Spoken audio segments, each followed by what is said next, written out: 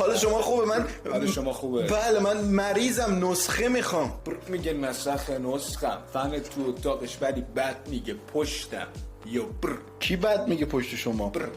بر بد میگه. بعد من الان مریضم، اینی که گفتی به چه درد میخوره؟ اسهال دارم من الان. آتیش گیز غمه چیه وقتی کلمه خودش تیز بر. آها. بعد ادامه ایجام شما فرمودی که دافتون 17 درسته؟ باید جزئیات نشین بفرمایید. شما اینجوری بچه شما چی می‌خواستید؟ نسخه. اشیکاگا. بله. این خودکار منو بده برای آقا نسخه بنویسم. من قدم نمیرسه. بپر. بده.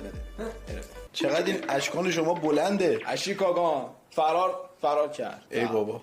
یه نسخه برای من مینویسین؟